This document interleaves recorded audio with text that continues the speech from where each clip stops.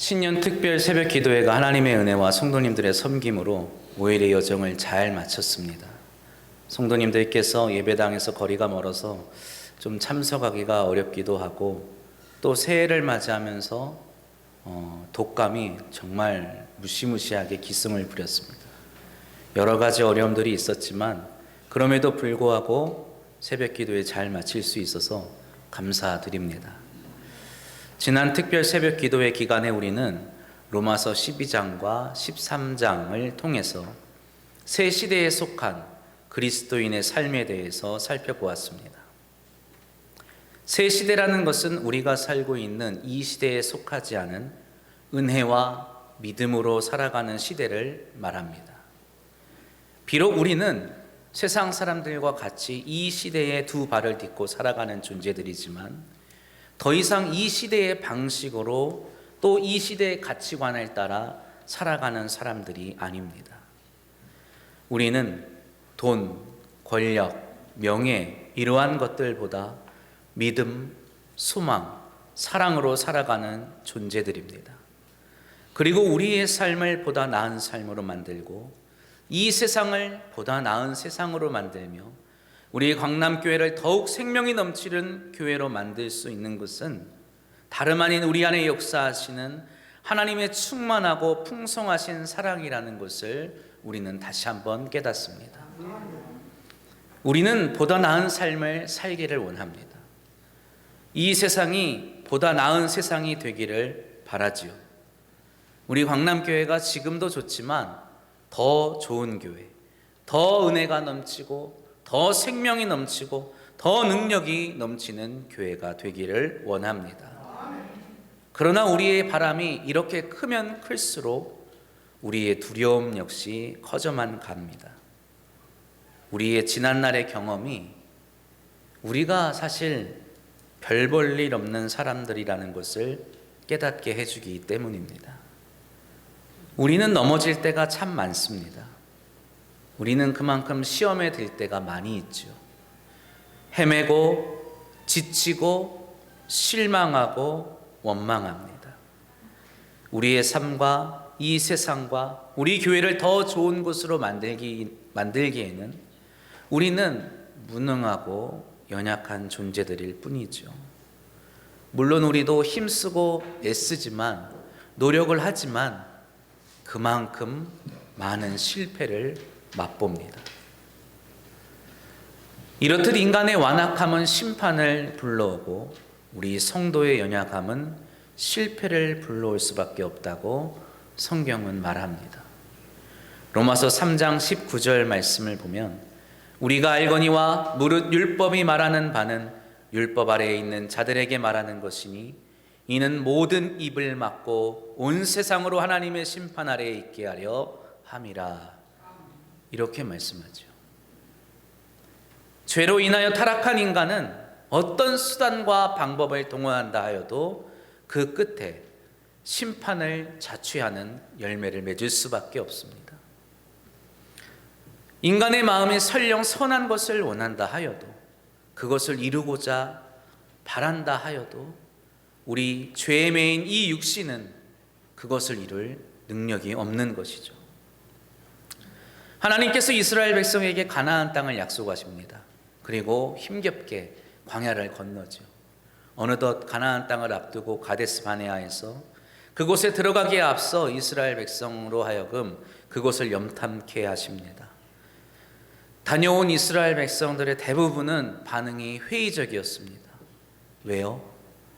자신들이 그곳을 점령하기에는 그곳에 지금 너무나 강한 사람들이 살고 있었기 때문입니다.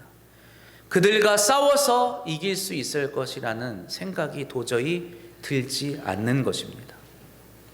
이렇듯 하나님의 약속을 받은 사람들 역시 실패할 때가 있습니다. 성도가 언제나 성공하고 형통한 것은 아니지요. 여전히 우리는 연약한 존재들이기 때문입니다. 그러나 우리에게 소망이 있으면 무엇일까요? 우리에게 있는 소망은 무엇일까요? 이 무능하고 연약한 우리와 바로 하나님이 함께 하신다는 것입니다. 임마누엘의 하나님, 자기 백성을 구원하시려 그의 백성과 함께 하시는 하나님께서 오늘 우리와 함께 하십니다. 믿으시기 바랍니다. 하나님은 우리 곁에 오셔서 우리에게 말씀하십니다. 오늘 본문 말씀 1절 말씀입니다. 야곱아, 너를 창조하신 여호와께서 지금 말씀하시느니라. 이스라엘아, 너를 지으신 이가 말씀하시느니라. 너는 두려워하지 말라.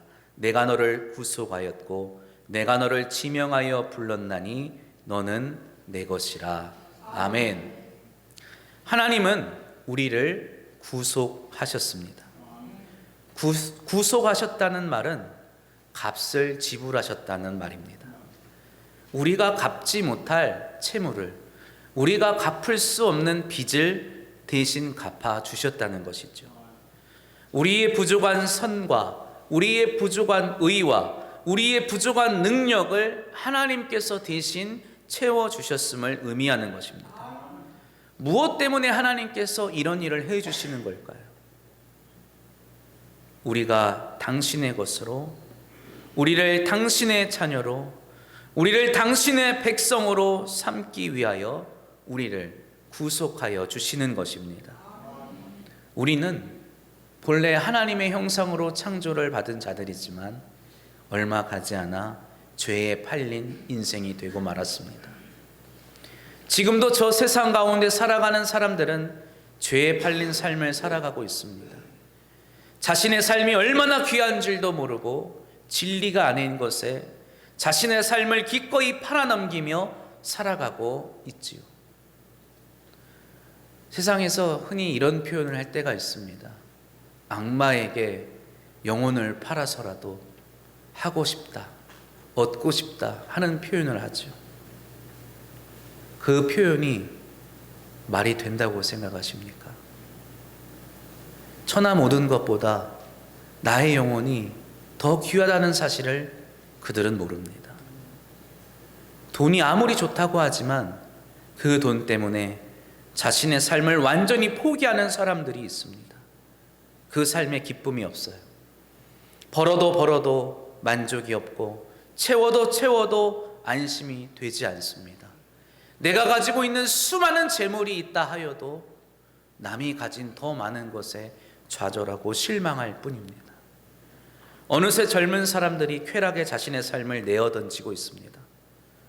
우리나라도 더 이상 마약으로부터 안전한 곳이 아니라고 하죠. 아주 어린 학생으로부터 노년에 이르기까지 마약에 노출되어 그 삶을 망치고 있음을 우리는 뉴스를 통해서 보고 있습니다. 그러나 하나님은 이런 우리를 당신의 자녀로 삼기 위하여 우리를 구속하셨다고 말씀하십니다. 우리의 이름을 부르시며 당신의 사람으로 인정해 주셨다고 말씀하시는 것입니다. 우리는 여전히 인생 가운데 여러 가지 문제들을 마주할 것입니다. 여호수아가 그러했듯이 나 자신을 가로막는 넘실대는 요단강을 바라볼 것입니다. 모세가 그러했듯이 자신의 길을 가로막는 홍해 앞에서 갈 길이 막혀서 당황해야 할 것입니다. 그러나 하나님께서는 그러한 우리에게 이렇게 약속하시죠. 오늘 2절 말씀 우리 함께 읽겠습니다. 네가 물 가운데로 지날 때에 내가 너와 함께 할 것이라. 강을 건널 때 물이 너를 침몰하지 못할 것이며 네가 불 가운데로 지날 때에 타지도 아니할 것이요 불꽃이 너를 사르지도 못하리니.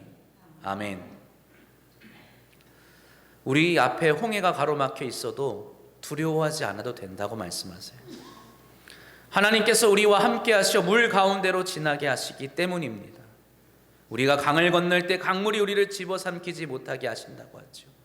설령 불 가운데로 지나도 불이 우리를 사르지 못할 것이라고 말씀하십니다. 오늘 우리 임마누엘 성가대가 아름다운 찬양을 통해서 이 믿음의 고백을 하였습니다. 이 찬양을 하면서 이 믿음의 길을 걸어가는 우리의 삶은 얼마나 복된 삶일지 한번 생각해 보십시오. 그러나 여기 한번 근본적인 질문을 제가 한번 드려보겠습니다. 왜 우리는 홍해를 들어가야만 합니까? 왜 우리는 한참 우긴 넘실대서 위험한 요단강을 건너야만 하죠. 사람이 살면서 불 가운데로 지나갈 일이 얼마나 되겠습니까? 근데 왜 불 가운데로 지나가야만 합니까? 이 길은 새 시대에 속한 자의 길이기 때문입니다.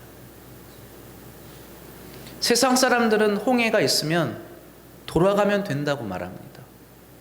성경을 한번 읽어보세요. 돌아가자고 하는 사람들이 있습니다.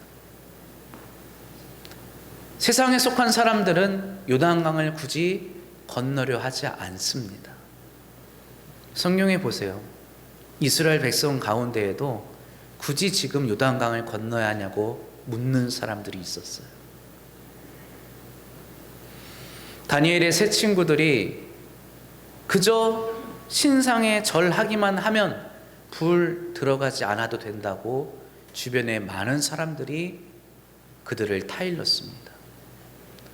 그런데 왜 우리는 홍해를 건너야만 합니까? 왜 우리는 요단강을 건너야 하죠? 우리는 새 시대에 속한 사람들이기 때문입니다.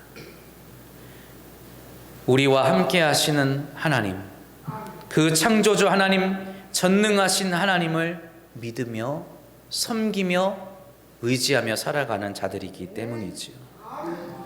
창조주 하나님은 만물을 새롭게 하시는 생명을 주시는 분이십니다.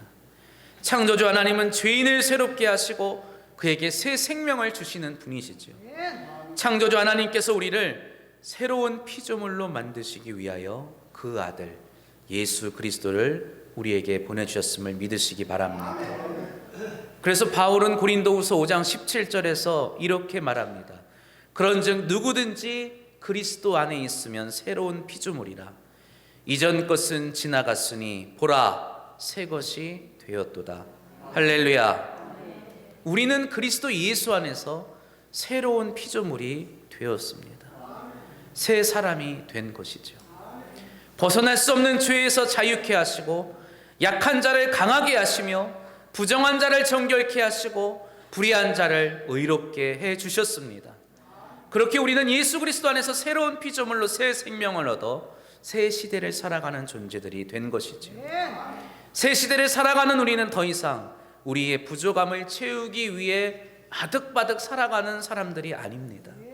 우리의 부족함을 채우시는 분은 전능하신 하나님이시기 때문입니다. 우리는 우리 자신을 위해 살아가는 것이 아니라 이제 우리와 함께 하시는 하나님과 그의 영광과 그의 뜻을 위하여 살아가는 사람들이 되었습니다. 2025년 새해에는 우리 광남의 믿음의 가정들 가운데 이러한 하나님의 영광이 충만하시기를 축복합니다. 우리의 삶이 그저 돈과 명예, 권력 이러한 것들을 얻기 위해 아둥바둥 살아가는 것이 아니라 하나님의 영광을 위해서 그의 뜻을 성취하기 위해서 예수 그리스도를 닮아 그의 말씀과 그의 삶의 방식대로 살아가는 삶이 되시기를 축복합니다. 두려워요. 저도 사실은 두렵습니다. 염려가 됩니다. 사실 지난 며칠 동안 두려워하며 살았습니다.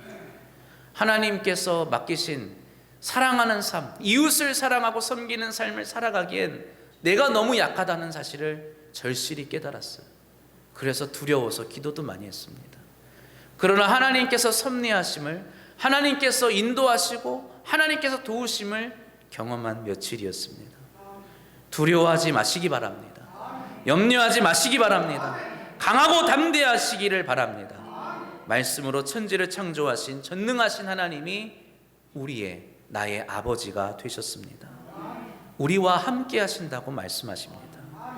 우리의 삶이 그가 살아계심을 증거하는 삶이 되시기를 소망합니다.